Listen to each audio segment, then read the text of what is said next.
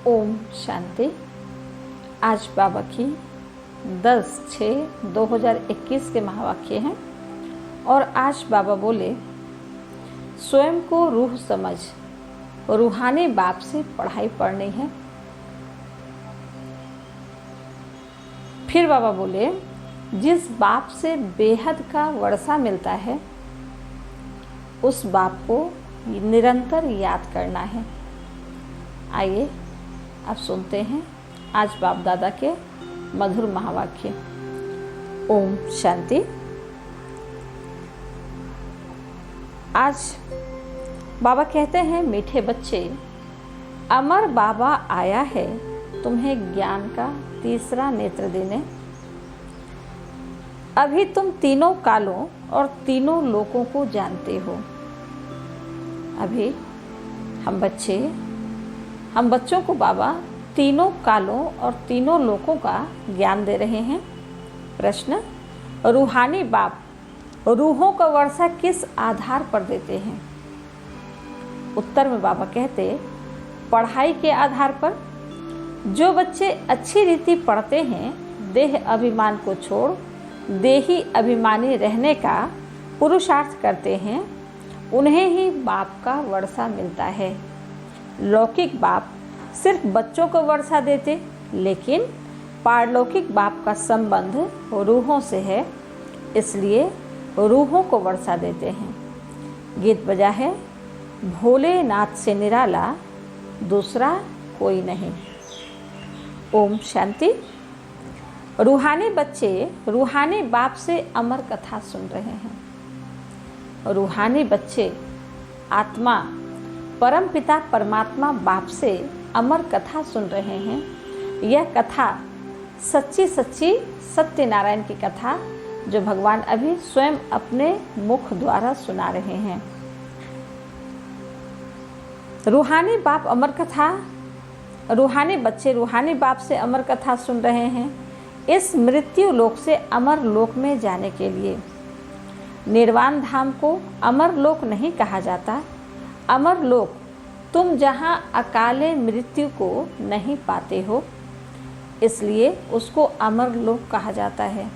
जहाँ मनुष्य आत्माओं की अकाले मृत्यु नहीं होती, उसको अमर लोक कहा जाता है। रूहानी बाप, जिसको अमरनाथ बाबा कहा जाता है, जरूर अमर लोक में ले जाने के लिए मृत्यु लोक में कथा सुनाएंगे। अभी बाबा मृत्यु लोक में आए हम बच्चों को कथा सुनाए, अमर लोक में ले जाने के लिए तैयार कर रहे हैं। 3 कथाएं भारत में ही मशहूर है। अब सुनते हैं 3 कथाएं कौन कौन सी है। अमर कथा, सत्यनारायण की कथा, तीसरी की कथा। ये तीनों कथाओं पर विशेष पूजा आदि होती है। भक्ति मार्ग में तो तीसरी का अर्थ कोई समझते ही नहीं है। ज्ञान का तीसरा नेत्र सिवाय ज्ञान सागर अमर बाबा की कोई दे ना सके, यह भी झूठी कथाएं सुनाते हैं। मीठे मीठे रूहानी बच्चे अब जान गए हैं कि हमको अब ज्ञान का तीसरा नेत्र मिल रहा है। अभी शिव बाबा से हम बच्चों को ज्ञान का तीसरा नेत्र मिल रहा है, जिस तीसरे नेत्र से तीनों कालों तीनों लोकों को तुम जान चुके हो। अब 3 काल और 3 लोक कौन कौन से हैं? मूल वतन, सूक्ष्म वतन, स्थूल वतन के आदि मध्य अंत को भी जान चुके हो, इसलिए बच्चे अपने को त्रिकालदर्शी भी समझते हैं। तो मीठे मीठे बच्चों, बिगर सृष्टि में कोई त्रिकालदर्शी नहीं होता। तीनों कालों अर्थात सृष्टि के आदि मध्य अंत को नहीं जानते। बाबा कहते हैं कि मीठे मीठे बच्चों बिगर, अभी बाबा के जो मीठे मीठे बच्चे बने हैं, उनके बिगर सृष्टि में कोई त्रिकालदर्शी नहीं होता। तीनों कालों अर्थात सृष्टि के आदि मध्य अंत को नहीं जानते। मूल वतन, सूक्ष्म वतन, स्थूल वतन को बहुत जानते हैं, परंतु तीनों कालों के आदि मध्य अंत को कोई नहीं जानते। अब मीठे मीठे रूहानी बच्चे रूहानी बाप से सुन रहे हैं। हम उनके बच्चे बने हैं। एक ही बार तुम रूहानी बच्चों को रूहानी बाप मिला है। अभी एक ही बार इसी संगम पर हम बच्चों को रूहानी बाप मिलते हैं और फिर हम बच्चों को भी रूहानी बच्चे बनाते हैं। फिर बाबा कहते हैं, रूहों को पढ़ाते हैं और सब देह अभिमानी होने के कारण कहते हैं मैं यह पढ़ता हूँ, मैं यह करता हूँ। देह अभिमान आ जाता है। अभी तुम संगम पर रूहानी बाप, अभी इस संगम पर रूहानी बाप आकर रूहानी बच्चों को कहते हैं तुम अच्छी रीति पढ़ो। बाप से हर एक बच्चा वर्षा लेने का हकदार है। बाबा कहते हैं कि बाप से हर एक बच्चा वर्षा लेने का हकदार है। पिता है ना, वो तो हर किसी को वर्षा देंगे। लेकिन फिर बाबा कहते हैं लौकिक संबंध में सिर्फ बच्चा वर्षे का हकदार बनता है। लौकिक संबंध में सिर्फ बच्चा वर्षे का हकदार बनता है। इस पारलौकिक संबंध में सभी बच्चों रूहों को वर्षा मिलता है। माना पारलौकिक संबंध में, लौकिक संबंध में सिर्फ लड़कों को वर्षा मिलता है, लड़कियों को नहीं। बाप की प्रॉपर्टी का हकदार वो बनते हैं। तो यहाँ शिव बाबा, इसमें कोई स्त्री पुरुष की बात नहीं, लड़का लड़की की बात नहीं। यहाँ बाबा सबको एक समान वर्षा देते हैं। लेकिन एक समान किनको मिलेगा? जो अभी संगम पर बाबा के सम्मुख बैठ पढ़ाई पढ़ेंगे। बाबा कहते हैं अमरनाथ की कथा सुना, अमरनाथ की भी कथा सुनाते हैं। कहते हैं पार्वती को पहाड़ी पर कंदराओं में जाकर कथा सुनाई। यह तो रॉन्ग है ना। अब तुम बच्चे जानते हो झूठ क्या है, सच क्या है। सच तो जरूर सच्चा बाबा ही सुनाएंगे। बाप एक ही बार सच सुनाए सचखंड का मालिक बनाते हैं। बाबा एक ही बार संगम पर आते हैं और सत्य बातें सुनाए सचखंड का मालिक बनाते हैं। तुम जानते हो इस झूठ खंड को आग लगनी है। यह जो कुछ देखने में आता है यह नहीं रहेगा। समय बाकी थोड़ा है। यह शिव बाबा का ज्ञान यज्ञ है। जैसे लौकिक संबंध में भी बाप यज्ञ रचते हैं। कोई रुद्र यज्ञ रचते हैं, कोई गीता यज्ञ, कोई रामायण यज्ञ रचते हैं। यह है शिव बाबा व रुद्र ज्ञान यज्ञ।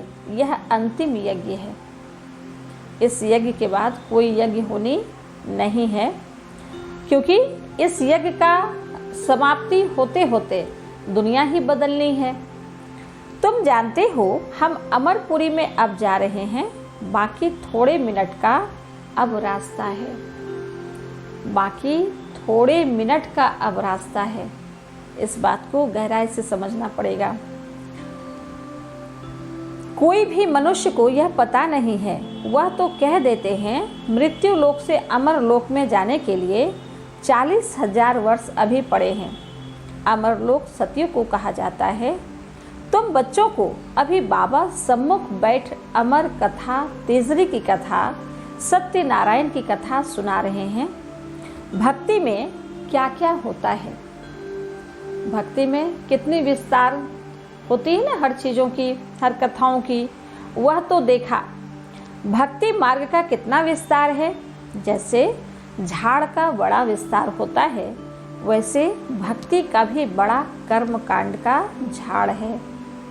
जैसे द्वापर से वृद्धि होती है झाड़ का, उसी प्रकार से भक्ति में भी हर एक का बहुत सारा कर्म कांड है, बहुत विधि विधान है पूजा आदि की। बाबा कहते हैं यज्ञ, व्रत, नेम, जप, तप आदि कितना करते हैं। इस जन्म के भक्त तो बहुत बैठे हैं। इस जन्म के भी भक्त बहुत बैठे हैं। मनुष्यों की वृद्धि होती रहती है।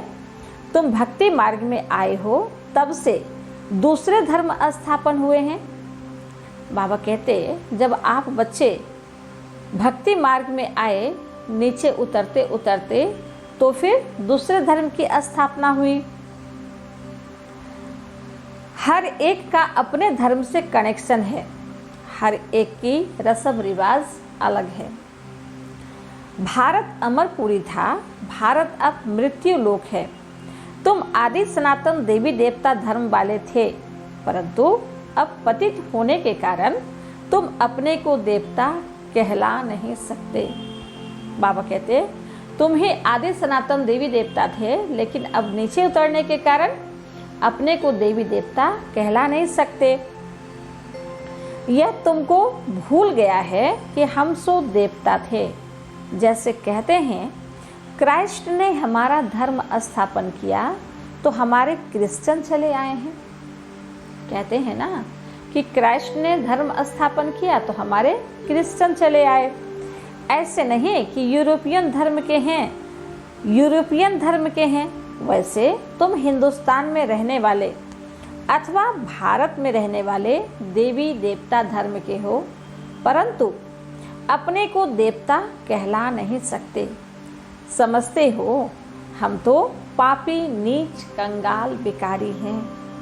भक्ति में भी गाते आए हैं, भक्ति मार्ग में मनुष्य दुखी होते हैं तो बाप को ही पुकारते हैं।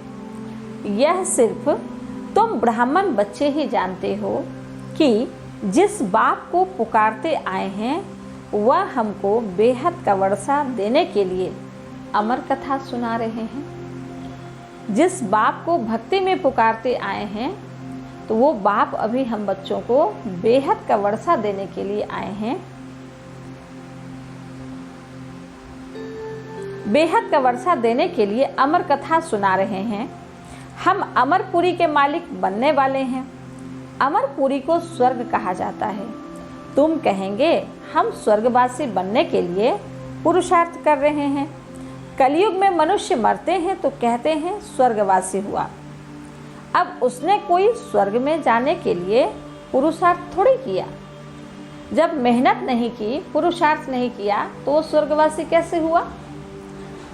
बाबा कहते हैं तुम तो पुरुषार्थ कर रहे हो अमरपुरी बैकुंठ में जाने के लिए। पुरुषार्थ कराने वाला कौन? अमर बाबा, जिसको अमरनाथ भी कहा जाता है। अभी बाबा आए हैं हम बच्चों को पुरुषार्थ कराए अमरपुरी का मालिक बनाने। इस यज्ञ को पाठशाला भी कहा जाता है। इस यज्ञ को पाठशाला भी कहा जाता है जो भगवान अभी स्थापन कर रहे हैं। दूसरे कोई पाठशाला को यज्ञ नहीं कहा जाता। दुनिया में इतने स्कूल आदि हैं, पाठशालाएं हैं, उसको कभी यज्ञ नहीं कहा जाता। यज्ञ अलग रचे जाते हैं जिसमें ब्राह्मण लोग बैठ मंत्र पढ़ते हैं। बाप कहते हैं यह तुम्हारा कॉलेज भी है, यज्ञ भी है, दोनों इकट्ठे हैं। क्यों दोनों इकट्ठे हैं? क्योंकि इस पढ़ाई से ही, इस नॉलेज से ही हमारी आत्मा में जो 63 जन्मों का खाद पड़ा है वो भस्म होने वाला है। इसलिए यज्ञ में क्या करते हैं? 5 चीज़ों की आहुति डालते हैं। तो यहाँ भी बाबा कहते हैं कि 5 विकारों की आहुति डालनी होती है। तो जैसे जैसे पढ़ाई, बाबा की पढ़ाई शुरू होती है और उसको अपने जीवन में उतारते हैं तो वैसे वैसे हमारे विकर्म विनाश होना शुरू हो जाते हैं और फिर बाबा हमारे सहयोगी और साथी बन जाते हैं। तो इसलिए इस यज्ञ को पढ़ाई भी कहा जाता है, इसको यज्ञ इसलिए इसको पाठशाला भी कहा जाता है और फिर यज्ञ भी कहा जाता है। यहाँ दोनों काम इकट्ठे साथ साथ होते हैं क्योंकि भगवान पढ़ा रहे हैं, फिर विकर्मों का भी विनाश कर रहे हैं। बाबा कहते हैं जिसमें ब्राह्मण लोग बैठ मंत्र पढ़ते हैं। बाप कहते हैं यह तुम्हारा कॉलेज भी है, यज्ञ भी है, दोनों इकट्ठे हैं। तुम जानते हो इस ज्ञान यज्ञ से विनाश ज्वाला प्रज्वलित हुई है। इसमें सारी दुनिया स्वाहा हो जानी है, फिर नई दुनिया बननी है। इसका नाम ही है महाभारत लड़ाई। इस जैसी लड़ाई और कोई होती नहीं। इस जैसी लड़ाई, दुनिया में बहुत सारी लड़ाइयाँ हुई लेकिन इस जैसी लड़ाई और कोई होती नहीं। कहते हैं युद्ध में मूसलों से लड़ाई हुई, तुम्हारे साथ लड़ाई तो है नहीं। युद्ध में मूसलों के साथ लड़ाई हुई। अब मूसल कौन? बाबा कहते इसको महाभारत लड़ाई क्यों कहते हैं? भारत में तो एक ही धर्म होता है ना, मौत तो बाहर है, यहाँ लड़ाई की तो बात ही नहीं। बाप समझाते हैं तुम्हारे लिए नई दुनिया चाहिए तो जरूर पुरानी दुनिया का विनाश होगा। अब ये पुरानी दुनिया जब तक जाएगी नहीं तब तक नई दुनिया आएगी कैसे? तो बाबा अभी ज्ञान सुनाए, हम बच्चों को पावन बनाए, पुरानी दुनिया को विदाई दे रहे हैं और फिर नई दुनिया स्वर्ग की स्थापना कर रहे हैं। तुम बच्चों की बुद्धि में विराट रूप का भी सारा ज्ञान है, यह भी समझते हो जो कल्प पहले आए थे वही आएंगे। देवता बनने के लिए बुद्धि का काम है। हम जितने ब्राह्मण बने हैं अब फिर देवता बनेंगे। बाबा कहते हैं कि हम जितने ब्राह्मण अभी संगम पर बने हैं उतने देवता बनेंगे। प्रजापिता ब्रह्मा भी गाया हुआ है, परमपिता परमात्मा ब्रह्मा द्वारा मनुष्य सृष्टि रचते हैं, इसलिए ब्रह्मा को प्रजापिता कहते हैं। परंतु कैसे कब रचते हैं यह कोई नहीं जानते। क्या शुरू में मनुष्य नहीं है जिसको रचते हैं? अब बाबा प्रश्न पूछ रहे हैं कि क्या शुरू में मनुष्य नहीं है जिसको ब्रह्मा बाबा के रचते हैं? बुलाते ही हैं पतित पावन आओ। तो जब पतित पावन को बुलाते हैं तो पावन आए तो पावन दुनिया पावन सृष्टि ही रचेंगे ना, क्योंकि पतित हैं तभी तो हम पावन को बुलाते हैं, पावन पिता को बुलाते हैं। तो जब वो आते हैं तो ब्रह्मा मुख द्वारा स्थापना का कार्य करते हैं, जैसे शास्त्रों में भी इस बात का वर्णन है। बाबा कहते हैं तो जब मनुष्य पतित होते हैं तब तो बाप आते हैं, दुनिया को बदलना है, हमको बाप नई दुनिया का लायक बनाते हैं। अभी सब तमो प्रधान पुरानी दुनिया में हो, फिर सतो प्रधान बनना है। बाप ने समझाया है हर एक मनुष्य मात्र को हर चीज को सतो रजो तमो में आना होता है। दुनिया नए से पुरानी जरूर होती है, कपड़ा भी नया पहनते हैं फिर पुराना होता है। तुमको ज्ञान मिला है, सच्ची सत्य नारायण की कथा अभी तुम सुन रहे हो। सच्ची सत्य नारायण की कथा अभी तुम सुन रहे हो। गीता है सर्वशास्त्रमयी शिरोमणि, बाकी है उनके बाल बच्चे। जैसे गीता सभी शास्त्रों में श्रेष्ठ है, उसी प्रकार से अभी जो सत्य नारायण की कथा भगवान स्वयं सुना रहे हैं ये सबसे श्रेष्ठ है। बाकी है इनके बाल बच्चे, जैसे ब्रह्मा की वंशावली वैसे गीता है मुख्य। जैसे अभी ब्रह्मा बाबा जो हम ब्राह्मण बच्चों को रचते हैं, जैसे वो मुख्य है उसी तरह से बाबा कहते गीता है मुख्य। ऊंचते ऊंच माँ बाप बाकी है बच्चे। अभी माँ बाप से वर्षा मिल सकता है, बाकी कितने भी शास्त्र पढ़े कुछ भी करे वर्षा मिल ना सके। करके जो शास्त्र पढ़ते हैं उनकी बहुत कमाई होती है। फिर बाबा कहते हैं शास्त्र कंठ करके जो वो पढ़ाई करते हैं, पढ़ाई करके जो सुनाते हैं तो उनकी बहुत कमाई होती है। वह तो हो गया अल्पकाल के लिए। यहाँ तुम बच्चे सुनते हो तो कितनी कमाई करते हो, वह अल्पकाल की कमाई करते हैं। और हम बच्चे अभी सुनते हैं भगवान से सम्मुख, तो हमारी कितनी कमाई होती है। तो बाबा कहते हैं कमाई करते हो 21 जन्मों के लिए। अभी ये अमर बाबा अमर कथा सुना रहे हैं, सत्यनारायण की कथा सुना रहे हैं। इस कथा से हम बच्चे 21 जन्मों की कमाई करते हैं। विचार करो, वह एक सुनाएंगे, सब उनको पैसे देंगे। यहाँ बाप तुम बच्चों को सुनाते हैं, तुम 21 जन्म के लिए कितने साहूकार बनते हो। वहाँ सुनाने वाले की जेब भरती है।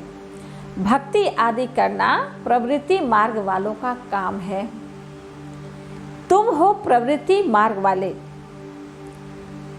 तुम जानते हो स्वर्ग लोक में हम पूज्य थे, नहीं तो 84 जन्मों का हिसाब कहाँ से आए। स्वर्ग लोक में पूज्य थे, नहीं तो 84 जन्मों का हिसाब कहाँ से आए। पूज्य थे तभी तो फिर नीचे उतरे और फिर पुजारी बने, तो ऐसे करते करते 84 जन्मों का हिसाब बना है। यह है रूहानी ज्ञान जो सुप्रीम रूह ज्ञान सागर से मिलता है। पतित पावन बाप ही सबके सदगति दाता है। हम बच्चों को अमर कथा सुना रहे हैं।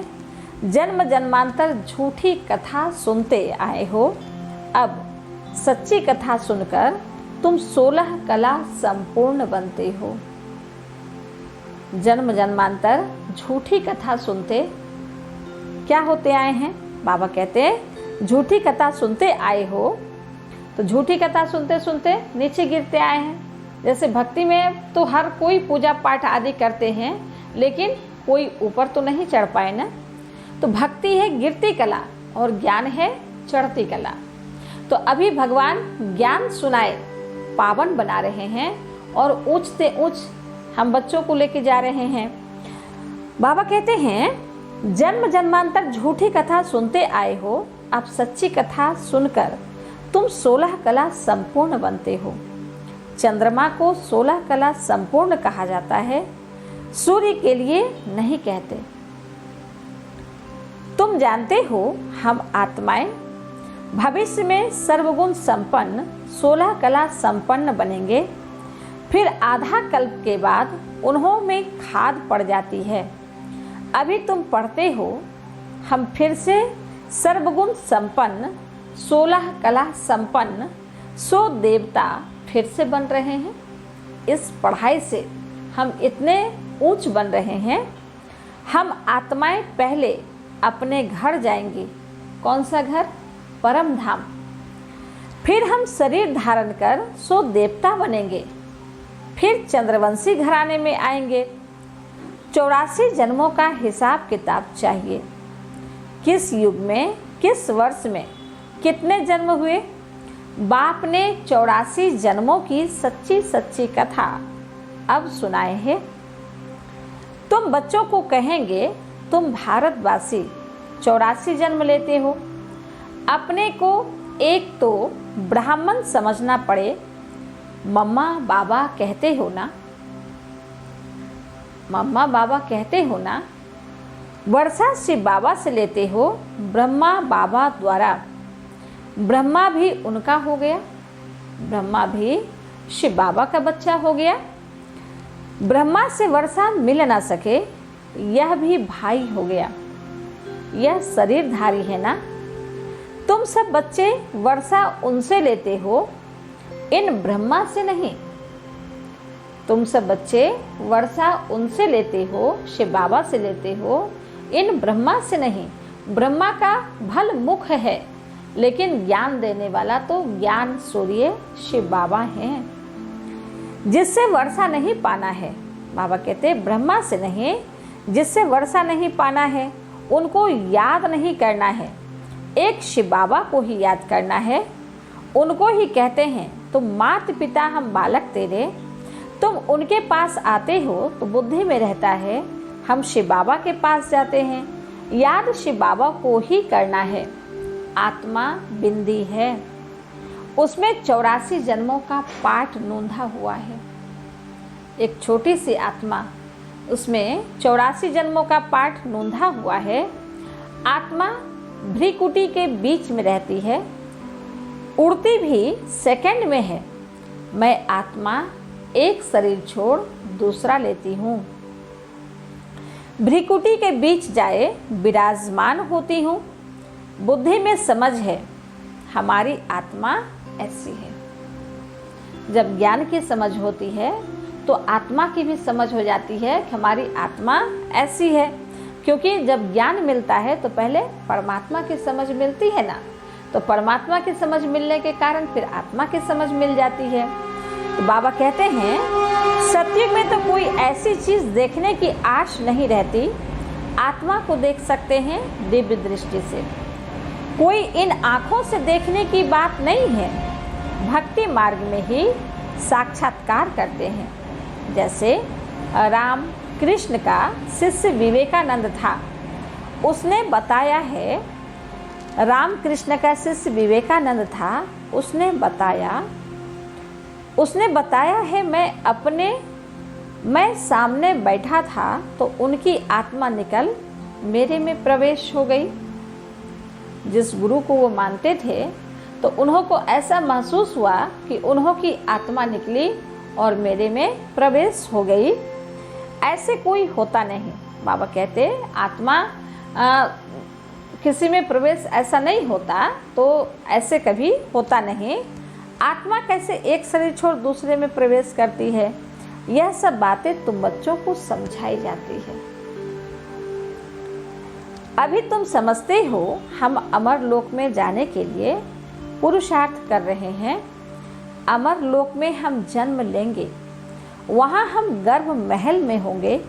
यहाँ तो गर्भ जेल में बहुत त्राही त्राही करते हैं, वहाँ गर्भ महल होगा। यहाँ गर्भ जेल है और यहाँ आत्माएं तड़पती है और त्राही त्राही करती है, क्योंकि ये दुनिया ही दुख वाली है ना। अब आधा कल्प के लिए बाबा तुमको सब दुखों से छुड़ाते हैं, तो कितना प्यार से ऐसे बाप को याद करना चाहिए। कितने प्यार से बाबा को याद करना चाहिए। अच्छा, मीठे मीठे सिकिलधे बच्चों प्रति माता पिता बाप दादा का याद प्यार और गुड मॉर्निंग। रूहानी बाप की रूहानी बच्चों को नमस्ते। हम रूहानी बच्चों की रूहानी माता पिता बाप दादा को याद प्यार, गुड मॉर्निंग और नमस्ते नमस्ते नमस्ते। शुक्रिया बाबा, शुक्रिया। धारणा के लिए मुख्य सार में आज बाबा कहते हैं, पहली पॉइंट, स्वयं को रूह समझ रूहानी बाप से पढ़कर पूरा वर्षा लेना है। सचखंड का मालिक बनने के लिए सच्ची कथा सुननी और सुनानी है। सचखंड का मालिक बनना है तो जो भी शास्त्र आदि पढ़े हैं उन्हों को साइड कर सच्ची बाप से सच्ची कथा सुननी है। दूसरी पॉइंट, जिस बाप से बेहद का वर्षा मिलता है उसे ही याद करना है, किसी देहधारी को नहीं। इस पुरानी दुनिया को आग लगनी है, इसलिए इसे देखते भी नहीं देखना है।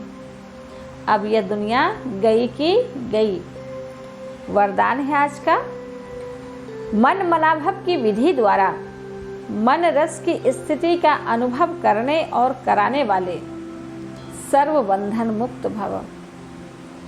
मन मनाभव की स्थिति द्वारा, मन मनाभव की विधि द्वारा मन रस की स्थिति का अनुभव करने और कराने वाले सर्व बंधन मुक्त भव। डिटेल, जो बच्चे लोहे की जंजीरें और महीन धागों के बंधन को तोड़ बंधन मुक्त स्थिति में रहते हैं, वे कलयुगी स्थूल वस्तुओं की रचना व मन के लगाव से मुक्त हो जाते हैं। उन्हें देह अभिमान वह देह के पुरानी दुनिया की कोई भी वस्तु जरा भी आकर्षित नहीं करती। जब कोई भी इंद्रियों की रस अर्थात विनाशी रस के तरफ आकर्षित ना हो, तब अलौकिक अतीन्द्रिय सुख व मनरस स्थिति का अनुभव होता है। इसके लिए निरंतर मन मनाभव की स्थिति चाहिए। ऐसी मनरस की स्थिति अपने आप में लाने के लिए निरंतर मन मनाभव की स्थिति चाहिए। स्लोगन, सच्ची सेवा वह है जिसमें सर्व की दुआओं के साथ खुशी की अनुभूति हो। सच्ची सेवा वह है जिसमें सर्व के दुआओं के साथ खुशी की अनुभूति हो। सच्ची सेवा करनी है जिसमें सर्व की दुआएं भी प्राप्त हो। अच्छा, ओम शांति।